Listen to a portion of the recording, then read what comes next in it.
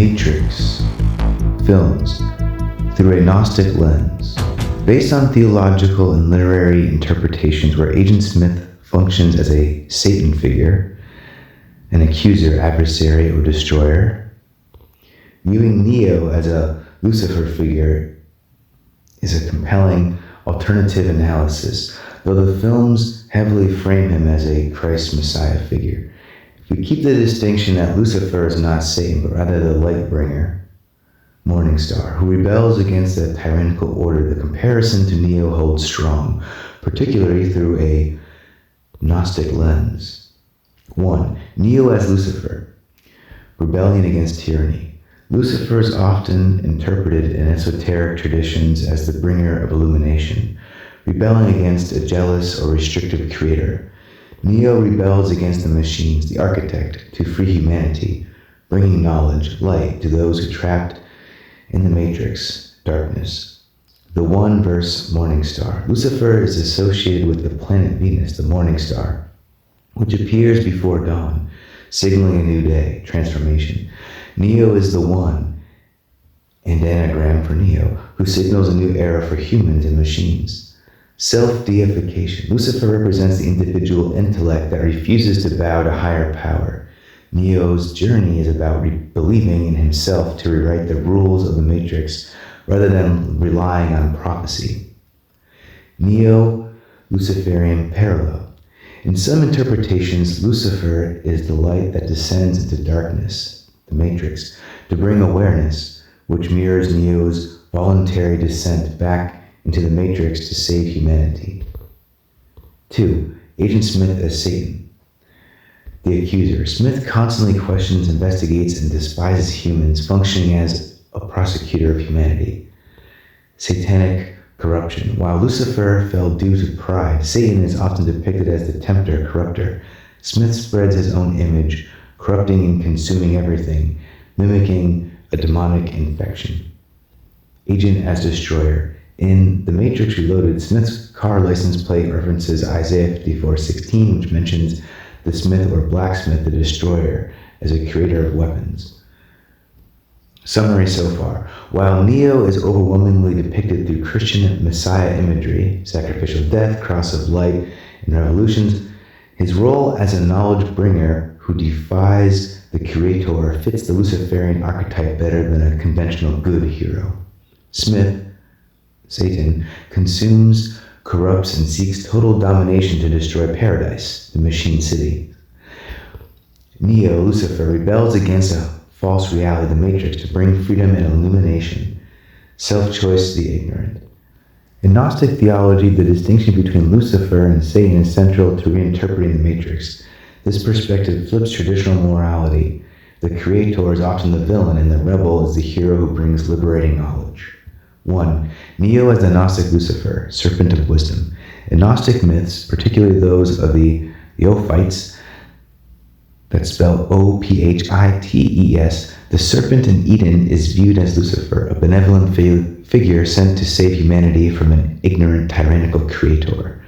The light bringer. Just as Lucifer brings the light of knowledge to Adam and Eve, Neo brings the truth of the Matrix to the sleeping humans. The divine spark. Gnosticism teaches that humans contain a divine spark trapped in a flawed material prison. Neo's journey is the realization of this internal power, allowing him to rewrite the laws of the material world, the Matrix. Rebellion against the Demiurge. The architect is the Demiurge, the flawed, legalistic creator of the physical world. Neo acts as a Luciferian rebel who refuses to follow the cycle of reloads and instead chooses individual love and freedom. 2. Agent Smith as the Gnostic Satan, the Archon. In this framework, Satan is not a rebel but a specialized enforcer of the Demiurge's prison, the accuser, prosecutor. The name Satan literally means the accuser or the adversary. Smith embodies this by policing the Matrix, judging humanity as a virus, and seeking to maintain the perfect order of the prison, the Archon. Gnostics believed in Archons, lesser rulers or agents who keep souls trapped in the material world. Agent is the ultimate Archon, a program designed to suppress awakening and keep the sparks, humans, enslaved to the system. Corruption of matter. While Lucifer seeks to elevate the soul, The Satan Smith figure seeks to consume and corrupt the material world entirely, eventually rebelling against even his own creator, the machines, to create a void of total control. The oracle as Sophia, wisdom. To complete the Gnostic map, the oracle aligns with Sophia. In Gnosticism, Sophia is the one who originally fell and created the Demiurge by mistake, but then worked to help humanity escape his prison by sending a savior. The oracle guides Neo to his own realization, effectively sending the Lightbringer, Neo, to undo the architect's rigid work. In short, Neo, Lucifer, brings the light of self-knowledge to break the system, while Smith, Satan, is the shadow of the system, the legalistic enforcer who turns into a consuming monster when the rules are broken. If we follow the Gnostic logic where Neo is Lucifer, the Lightbringer, the entire morality of the Matrix flips into a story about rebellion against a fake heaven. And this specific framework here is what that makes everyone else. 1. The architect is the evil god, the Demiurge. In Gnosticism, the creator of the physical world isn't the true god, but a blind, legalistic craftsman called the Demiurge. The architect fits perfectly. He is obsessed with balance, equations, and control. If Neo is Lucifer, then Neo is rebelling against a tyrant who keeps souls trapped in a simulation, the material world, to harvest their energy. 2. The Matrix is the Garden of Eden, the prison. Standard theology sees Eden as a lost paradise. Gnostic theology sees Eden as a golden cage designed to keep humans ignorant. The blue pill is the fruit of ignorance. The red pill is the fruit of knowledge, the gnosis. By taking the red pill, Neo Lucifer isn't falling into sin. He is ascending into truth. He is the serpent who tells humanity, your eyes shall be opened and ye shall be gods. 3. Agent Smith is the Satan, the jailer. Because we are separating Lucifer from Satan, Lucifer, Neo, wants to break the walls of the prison to let the light in. Satan, Smith, wants to own the prison.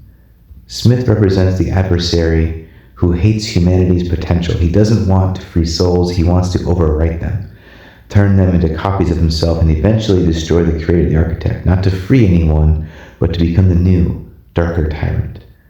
4. Zion is the true pleroma, the spirit realm. In this view, the real world, Zion, the machine city, represents the pleroma, the realm of pure light and reality outside the simulation.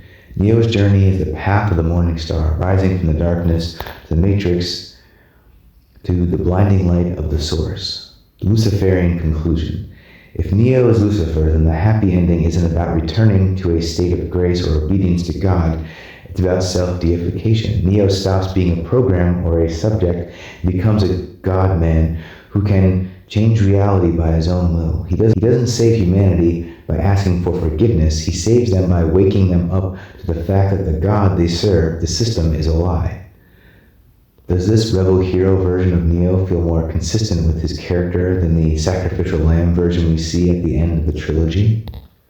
In a Gnostic reading, Morpheus is typically viewed as a John the Baptist figure, or the Gnostic Redeemer, the one who descends to awaken souls, rather than the Christ Lucifer figure himself. While Neo is the one who contains the light, Morpheus is the one who brings the knowledge, gnosis, required to find it. Morpheus in the Gnostic map. The forerunner, John the Baptist. Morpheus prepares the way. He spends his life searching for the One and is the first to identify Neo's potential, similar to how John the Baptist recognized Jesus, the Gnostic Redeemer. In some interpretations, the true Gnostic Savior is the one who offers the choice of awakening. Morpheus provides the red pill, which acts as the fruit of knowledge, waking Neo from the sleep of the Matrix. Sophia, wisdom. Some scholars liken Morpheus to Sophia, the divine feminine wisdom that guides the soul toward enlightenment. He acts as the bridge between the false material world, the Matrix, and the true reality, Zion, the master of dreams. His name refers to the Greek god of dreams. Gnosticism, the material world is a dream or a nightmare created by the Demiurge. Morpheus is the master of this dream, who has learned how to navigate and eventually wake others from it. The functional difference. Neo, Lucifer, Christ, the agent of change. He is the one who has the power to destroy the system from within because he is of the system but realizes its falsity. Morpheus, the teacher, the agent of awakening. He cannot save anyone directly. He can only show them the door. He is the believer whose faith provides the foundation for the Savior to manifest. In Gnostic theology, there is a profound, often overlapping connection between Lucifer, the light-bringer, and Christ, the Savior. Both are frequently viewed as the same archetypal force, a divine messenger sent from the true spiritual realm to awaken humanity from the sleep of the material world. The architect of the light-bringer. In many Gnostic systems, the traditional roles of good and evil are inverted to challenge the creator of the material world, the Demiurge. Common mission. Both Lucifer and Christ are seen as bringers of Gnosis, secret knowledge. The morning star. Both figures share the title of the morning star. In Revelation 22:16, Jesus explicitly calls himself the bright and morning star, a title traditionally associated with Lucifer, the rebel savior. From a Gnostic perspective, both are rebels against a tyrannical or ignorant creator God who wants to keep humanity in the dark. 2. The serpent as Christ. The 2nd century Gnostic sect, the Ophites, held the most direct connection between these figures. Revering the serpent, they believed the serpent in the Garden of Eden, often identified as Lucifer, was actually a benefactor who tried to give Adam and Eve the knowledge needed to escape the Demiurge's prison. Christ as the serpent. Some Gnostic texts, like the Testimony of Truth, suggest that Christ was the serpent. He descended into the material world to finish what the serpent started, liberating the divine sparks, human souls, from their physical bodies. Biblical justification. They pointed to John 3:14, where Jesus says, "And as Moses lifted up the serpent in the wilderness, even so must the Son of Man be lifted up," as proof of his serpentine light-bringing. 3. Separation of energy. Rudolf Steiner's view. While some see them as the same, others, like esoteric philosopher Rudolf Steiner, argued they represent two sides of the same mystery. Lucifer represents the desire to be as gods, though through pride and intellect from below. Christ represents the fulfillment of that same goal through sacrifice and love from above. In this light, Neo acts as a perfect Gnostic synthesis. He is the Luciferian rebel who breaks the rules of the Creator, but he is also the Christ-like Savior who sacrifices himself to bring the light of truth to everyone else. Does this connection between the serpent and Christ change how you view Neo's eventual sacrifice in the Matrix revolutions? This is a fascinating arc that exists in some esoteric and Gnostic adjacent traditions. Even if it isn't standard Sunday school teaching, if you view the universe as a grand cycle, the idea of Lucifer evolving into Christ, or Christ being the rectified Lucifer, works like this. 1. The fall versus the descent. In this theory, Lucifer's fall was the beginning of human self-awareness. He fell because of pride, the desire to be an individual, separate from the machine of the Creator. The problem: this pride created the ego which trapped humanity in the material world, the Matrix. Solution: to fix the error of the fall, that same light-bringer had to return, not as a proud rebel, but as a selfless savior. Neo's arc as the corrected Lucifer, you can see this exact transition in the Matrix trilogy. The first one, the fall. The architect tells Neo there were others before him. They were glitches in the system, essentially fallen versions of the one who couldn't balance the equation. The pride of the Merovingian. Many fans see the Merovingian as a fallen Neo, a previous one, who chose to stay in the Matrix, surrounded by luxury and power. He is Lucifer, pride. He never left. He never evolved. Neo's evolution. Neo starts with the Luciferian power, breaking rules, flying, fighting for his own path. But in revolutions, he moves past pride. He sacrifices his individuality to save both Zion and the machine city. The morning star. Connection. The strongest evidence for this return of Lucifer as Christ is the title morning star. In the Old Testament, Isaiah 14:12, the morning star Lucifer falls from heaven. In the New Testament, Revelation 22:16, Jesus claims the title, "I am the bright and morning star." Theologically, this suggests the light that was lost in the beginning is the same light that returns to save the world. It's a redemption arc for light itself. 4. Integrating the shadow. Smith. If Neo is the redeemed Lucifer Christ, he can only win by absorbing Smith. Smith is a leftover satanic bitterness and hatred. By letting Smith infect him, at the end, Neo, the light, takes that darkness into himself and brings it back to the source. He heals the division between the rebel and the system. Does this make the ending of revolutions feel more like a merger of opposites rather than a simple good guy wins story? Here's the Forbes Words synopsis. Yes, it's true that these beliefs in Gnosticism are not what's taught in Sunday school. In fact, the merger of Satan and Lucifer came from the St. James Bible. And we find that when you separate these concepts properly so that they fit the transformative aspects that we find within ourselves, we are all like Thomas Anderson in the beginning. We are humans who are asleep. That's our matrix name. And then we become Neo. And Neo is Lucifer, the fallen one. He doesn't realize that at the end of the first movie, when he challenges the system, he says, I'm going to show this world the light, basically, is what he says, right? And then he flies off. And we're all enchanted by that because we all have to embrace that rebel aspect of ourselves.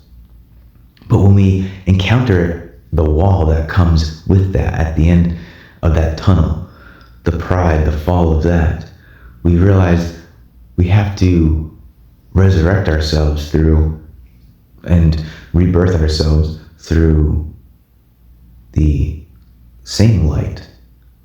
That light isn't dimmed or gone, but it's a transformed light. That light is what we use in the Neo. We see him sacrifice himself for Trinity's sake.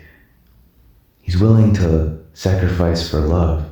He cares more about human peace and love within himself and for the people and for everyone else, and even giving himself up to the machines, the ones he would resist. If he was still a Luciferic figure or satanic figure, he would still be rebelling and try to either have the pride of trying to wake everybody up or have the twisted structure that Smith has, the satanic force.